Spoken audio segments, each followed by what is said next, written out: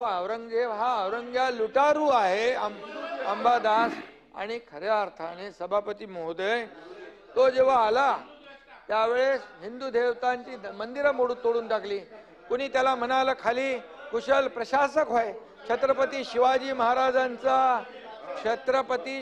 महाराजांची आणि त्याची बरोबरी केली होती। त्यावेळेस खालच्या सभागृहातल्या अबू आझमीला मी बरोबर त्याला उत्तर दिलं। दुसऱ्यांदा त्यांनी शंभूराज आणि संभाजीराजे आणि छत्रपती आपले हा औरंगजेब याची बरोबरी केली। म्हणाला कुशल प्रशासक आहे, चांगला प्रशासक आहे, त्यांनी हे केलं ते केलं। अरे असं बोलताना लाज तरी वाटली पाहिजे। हा खऱ्या अर्थाने हा आपल्या स्वराज्यावर चाल करून आलेला, स्वराज्याचा घास घ्यायला आलेला हा औरंग्या हा मंदिर तोडली त्यांनी, आया अब्रूंची लखतर हे केली, आया बहिणींची अब्रू लुटली। संभाजीराजे सापडत नव्हते, त्यानं निष्पाप लोकांचे बळी घेतले, रक्ताचे पाट वाहिले। आणि अशा या औरंग्याचं उदात्तीकरण करणं काय? आणि म्हणून या ठिकाणी याचं उदात्तीकरण थांबावं। जे लोक आज मागणी करतायत, जे लोक मागणी करतायत, मग ते विश्व हिंदू परिषद असेल कोणी असतील, यांची मागणी चुकीची आहे का? बिलकुल नाही। आणि म्हणून आतापर्यंतच्या इतिहासामध्ये अनेक देशांनी जे आक्रमणकारी होते त्यांच्या खुणा पुसून टाकल्या आणि ज्यांनी शौर्य गाजवलं त्यांच्या खुणा ज्या आहेत या तिथून ऊर्जा आणि प्रेरणा घेण्यासाठी ठेवल्या।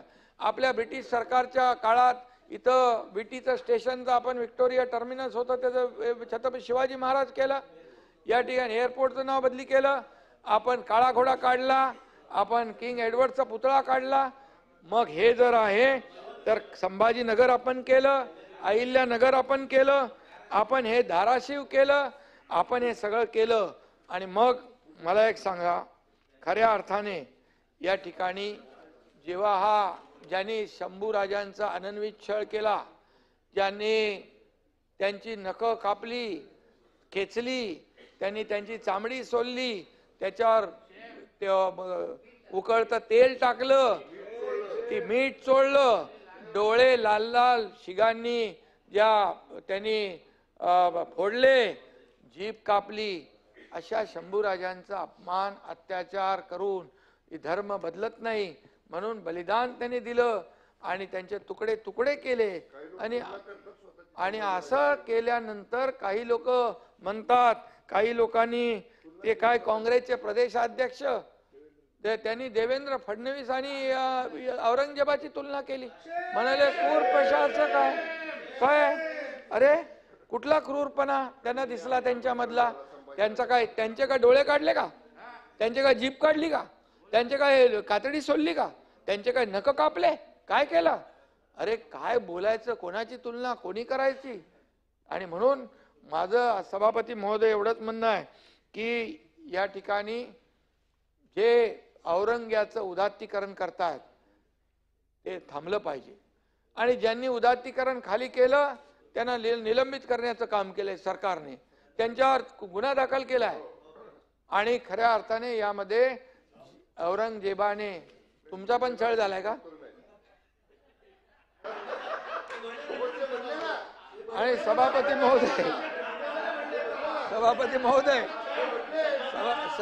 महोदय यामध्ये सभापती महोदय नाही तुमचं झालंय काय संभाजी महाराजांसारखं? तुमचे काय नाही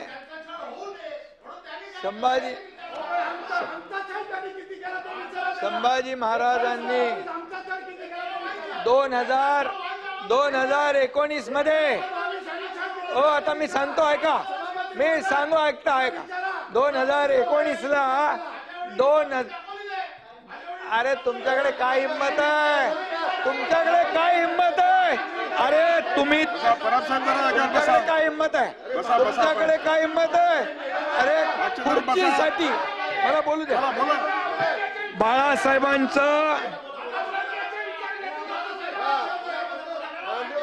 बाळासाहेबांचे विचार सोडले, खुर्चीसाठी औरंगजेबाचे विचार धरले आणि खुर्ची मिळवली यांनी। आणि म्हणून या सरकारमध्ये तुम्हाला या हिंदुत्वावर बोलण्याचा अधिकार नाहीये आणि म्हणून बाळासाहेबांचे ज्यांनी विचार सोडले खुर्चीसाठी तुम्ही 2019 मध्ये सत्ता मिळवली, काँग्रेस बरोबर जाऊन तुम्ही काँग्रेसमध्ये जाऊन सत्ता मिळवली आणि बाळासाहेबांचे विचार सोडले, औरंगजेबाचे विचार स्वीकारले आणि म्हणून तुम्हाला बोलायचा अधिकार काय? अरे तुम्ही यांना आतमध्ये घालणार होते या लोकांना. अंबादास ऐका ऐका, अंबादास ऐका, अरे यांना मी सांगतो, अरे हे जाऊन हे गेले होते तिकडे, हे गेले होते लोटांगण घालून आले आणि म्हणाले मला वाचवा आणि पुन्हा पलटी मारली आणि म्हणून यांचे प्रमुख पण गेले आणि तिकडं म्हणाले आम्ही युती सरकार स्थापन करू, इकडं आल्यावर पलटी मारली आणि या बीजेपीच्या देवेंद्र फडणवीस, गिरीश महाजन, प्रवीण दरेकर, आशिष शेलार या 4 लोकांना जेलमध्ये टाकणार होते. जेलमध्ये टाकून महाविकास आघाडी सरकारमध्ये भारतीय जनता पक्षाचे आमदार घेणार होते. त्यावेळेस मी यांचा डाव मोडला, यांचा टांगा पलटी करून टाकला, यांचा टांगा पलटी केला आणि महायुतीचं सरकार आणलं. महायुतीचं सरकार. बसा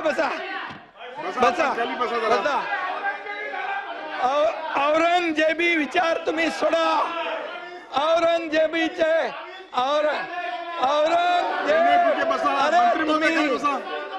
अरे तुम्हाला नोटीस झाल्यानंतर तुम्ही गेले. हे एक मिनिट तुम्ही बसा खाली.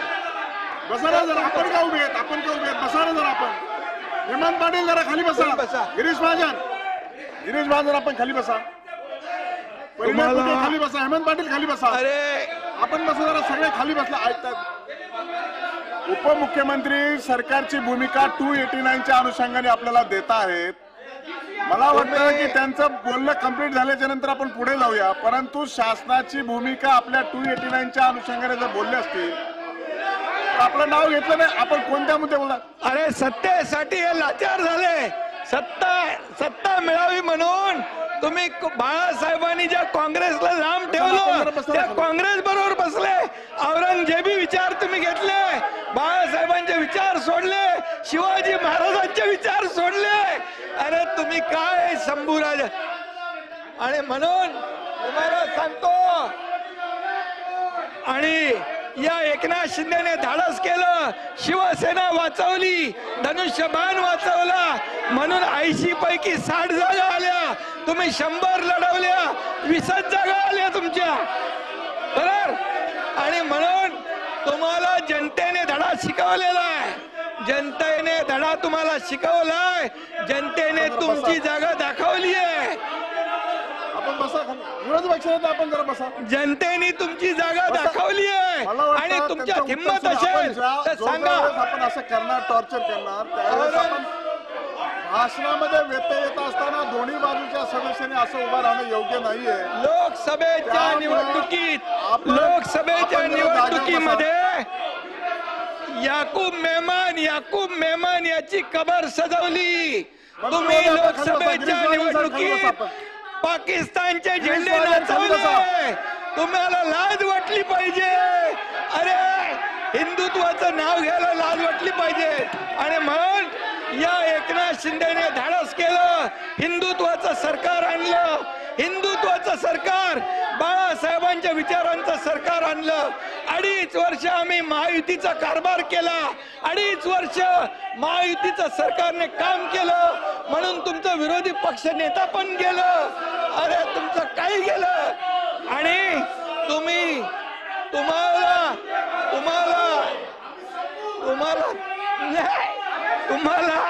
तुम्हाला जेव्हा अरे एक अंदर की बात है. सभापती महोदय, मला एक गोष्ट बोलायला सांगा.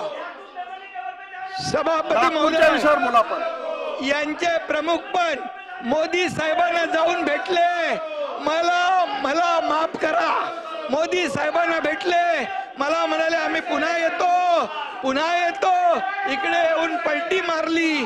तुम्ही पण गेले होते, तुम्हाला जेव्हा नोटीस आली तेव्हा तुम्ही गेले होते आणि तुम्ही म्हणाले मला याच्यातून सोडवा. नंतर सुटल्यावर तुम्ही पलटी मारली, ही मला गोष्ट माहित आहे. आणि म्हणून सांगतो तुम्हाला, आम्ही जे केलं ते खुलेआम केलं, आम्ही लपून छपून गेलो नाही. जे केलं, जेव्हा शिवसेना धोक्यात आली, धनुष्यबाण धोक्यात आला, बाळासाहेबांचे विचार धोक्यात आले, हिंदुत्व धोक्यात आलं, तुम्ही औरंगजेबी विचार स्वीकारले, त्यावेळेस आम्ही सरकार पलटी केलं, तुमचा टांगा पलटी करून टाकला, अरे शेर का, अरे त्याला वाघाचं हे करायला वाघाचं काळीज लागतं. अरे लांडगा वाघाचं कातडं पाकून, एक मिनिट, लांडगा वाघाचं कातडं पांघरून वाघ होऊ शकत नाही, याला वाघाचं काळीज लागतं. शेर का बच्चा खुलेआम किया, हिम्मत है तुम्हारे में. अरे जनता ने तुम्हारे को दिखाई दिया, जनता ने दिखाया, तुम्हारी जगह दिखा दी. तुम्हाला विधानसभेच्या जागा 100 लढवल्या, 20 जिंकल्या, या पठ्ठ्याने 80 लढवल्या, 60 जिंकल्या. अरे तुम्ही काय लढवणार, तुम्हाला भूमिका बदलली. यांनी शिवाजी महाराजांची भूमिका बदलली, बाळासाहेबांची भूमिका बदलली, तुम्ही हिंदुत्वाचे विचार सोडले, म्हणून घरकाना घाटका झाले, इधर कभी नाही उधर कभी नाही. आणि म्हणून परब साहेब, तुमचा इतिहास मला माहित आहे, मला बोलायला लावू नका. मी बोलत नाही, मी कधीही कमरेच्या खाली वार करत नाही, मला सगळं माहित आहे, अंडी पिल्ली सगळी माहित आहे, कोण कुठे गेला, कशाला गेला हेही मला माहित आहे. हा एकनाथ शिंदे ज्यांनी केलं, खुलेआम केलं. मी तुमच्या पक्षप्रमुखांना सांगितलं होतं, तुम्ही आता शिवसेना आणि भाजप युती करा. मी मुख्यमंत्री होणार होतो, 5 वेळा सांगितलं. का मुख्यमंत्री पदाच्या खुर्चीमध्ये एवढा मोह झाला, का झाला? जे बाळासाहेबांनी सांगितलं होतं करू नका, काँग्रेस बरोबर जाऊ नका, तुम्ही का गेले? मोहापायी, सत्तेसाठी. मग मोह कोणाचा? अरे आम्ही तर सत्तेवर लाथ मारली, आम्ही तर मंत्रीपद सोडलं 8 लोकांनी. तुम्ही सोडणार का मंत्रीपद? आम्ही मंत्रीपद सोडलं 8 मंत्र्यांनी. आम्हाला काय माहित होतं की आम्ही काय होणार आहे आमचं. आणि म्हणून आम्ही एकतर लढून जिंकू किंवा एकतर लढून शहीद होऊ, असं म्हणून आम्ही लढलो. तुम्ही आम्हाला काय सांगताय? आणि म्हणून परब साहेब, तुमचा माझा काय वाद नाहीये, पण तुम्ही एकच आहे, जे बोलाल की तुम्ही नोटीसला जाऊ घाबरून पळाले, हे पळाले, ते पळाले, आतलं मला सगळं माहित आहे. कुणाची नोटीस थांबवायला काय काय केलं सगळं मला माहित आहे. त्याच्यावर तुम्ही जाऊ नका. तुम्ही फक्त बघा, मी तुम्हाला काय म्हणालो नाही, सभागृहामध्ये तुम्ही देखील काहीतरी बोलला होता, असं मी बोललो. काय, कशावर? छळ झाला. तुम्ही इथं बोलले होते ना, बसून बोलू नका. संभाजीराजे, मी काँग्रेस प्रदेशाध्यक्ष आणि देवेंद्र फडणवीसांच्या बद्दल बोललो की त्यांनी म्हणाले की औरंगजेबासारखा क्रूर प्रशासक मुख्यमंत्री आहेत. मी त्याच्यावर सुरू केलं ते, म्हणजे मी बोललो त्यांचे काय डोळे काढले, त्यांची काय जीभ छाटली, त्यांची काय नख उपटली, त्यांची काय कातडी सोडली, काय केलं देवेंद्र फडणवीसांनी, मुख्यमंत्र्यांनी काय केलं? सोलायला पाहिजे होती. आणि मग मी म्हणालो आणखी कोणाचा तुमचाही छळ झाला. तुम्ही जेव्हा उठायला उभे राहिले तेव्हा मी बोललो तुमचाही छळ झालाय का? तुम्ही तुम्ही जेव्हा असं नाही, तुम्ही जेव्हा उठायला बोलायला उभे राहिले, त्यामुळे मी सांगतो, तुमचं नाव नाही घेतलं मी बघा, कन्क्लूड करा. आणि म्हणून मी सांगतो, तुम्ही खाली बसा. गिरीश महाजन मी खाली जे बसा. करतो, प्रसाद लाड खाली बसा. सभापती महोदय, मला कोणाच्या बद्दल काही कधीही, मला जोपर्यंत कोणी डिवचत नाही तोपर्यंत मी कुणाची कळ काढत नाही. परंतु मला मात्र डिवचल्यानंतर मला माझ्या अस्तित्वाला जर कोणी चॅलेंज केला तर मी जे आहे सभापती महोदय खुलेआम करतो. कधी लपून छपून मी काय केलेलं नाही. जे केलं ते दुनियाने बघितलं. जे एका राज्याने नाही, देशाने नाही, जगातल्या 33 देशाने त्याची नोंद घेतली. कोण आहे? एकनाथ शिंदे. मी तर बोललो एक मी छोटा कार्यकर्ता आहे, बाळासाहेबांचा कार्यकर्ता, आनंद दिघे साहेबांचा शिवसैनिक आहे. पण जेव्हा मला तुम्ही हलक्यात घेतलं त्यावेळेस मग मी केलं. आणि म्हणून सचिन भाऊ, तुम्हालाही बरंच काय माहित आहे, तुम्ही शांत राहा. आणि म्हणून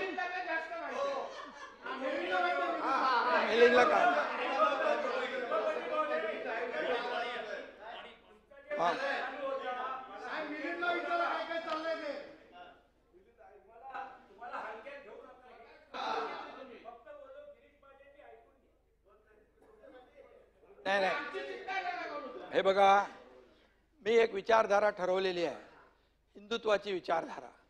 आमच्या दोन्ही पक्षाची विचारधारा एकच आहे. आमच्यामध्ये कधीही सत्तेसाठी हा एकनाथ शिंदे आपापलेला नाही. तेव्हाही मी जे केलं ते खुर्चीसाठी नाही केलं सचिन भाऊ. त्यावेळेस मलाही माहित नव्हतं की मुख्यमंत्री होईल. आताही तुम्हाला माहित आहे की या वेळेत देखील मी स्वतः आदरणीय प्रधानमंत्री महोदयांना फोन करून सांगितलं, तुम्ही निर्णय घ्या, एकनाथ शिंदे तुमच्या बरोबर आहे. अमित भाईंना मी सांगितलं, मी खुर्चीसाठी नाही हो, खुर्ची शोधत नाही मी. खुर्चीच्या मागे बसलेला माणूस, त्याचे प्रश्न, त्याचं दुःख आणि अडचणी समजून घेणारा एकनाथ शिंदे आहे, खुर्ची शोधणारा नाही. आणि म्हणून मी राजकीय नाही आहे, मी हार्डकोर पॉलिटिशियन नाही आहे, मी समाजकारणी आहे, मी एक सर्वसामान्य माणूस आहे. म्हणून मी कधी कोणाच्या वाटेला जात नाही. मी इथे बोललो, इथे विसरून जातो. मनामध्ये मी कधी गुस्सा ठेवत नाही, नाहीतर मी मुख्यमंत्री झालो नसतो. आणि म्हणून मी एवढंच आपल्याला सांगतो की सभापती महोदय, नागपूरची झालेली घटना जी आहे, औरंगजेबाचं उदात्तीकरण कुणी करता कामा नये. औरंगजेब हा आपल्या राज्याला लागलेला कलंक आहे. आणि म्हणून अमेरिकेने देखील तालिबान का कोण तो, त्याला त्याचा थडगा आणि कबर होऊ नये म्हणून ओसामा त्याला समुद्रात टाकला होता, बुडाला, म्हणजे त्याचं होऊ नये. आता हे कबर बिबर जी आहे ही कोणाच्या काळातली राहिली आहे? ही काँग्रेसच्या काळात. काँग्रेसनी केलं ते, काँग्रेसने त्यांना संरक्षित केलं. अरे भाई, तेव्हा सरकार कोणाचं होतं स्वातंत्र्यानंतर? म्हणून तुम्हाला सांगतो मी, एक लक्षात घ्या. आणि म्हणून तुमच्या भाई, एक मिनिट, मला एवढंच आहे की उदात्तीकरण महाराष्ट्र सहन करणार नाही. औरंगजेबाचं उदात्तीकरण महाराष्ट्र सहन करणार नाही, एवढंच मी सांगतो. आणि काल झालेली नागपूरची घटना अतिशय दुर्दैवी आहे. ज्यांची मदत पोलिसांवर हल्ला करण्याची झालेली आहे त्यांना रोखोक त्यांचा हिशोब केला जाईल आणि त्यांना माफ केलं जाणार नाही, एवढं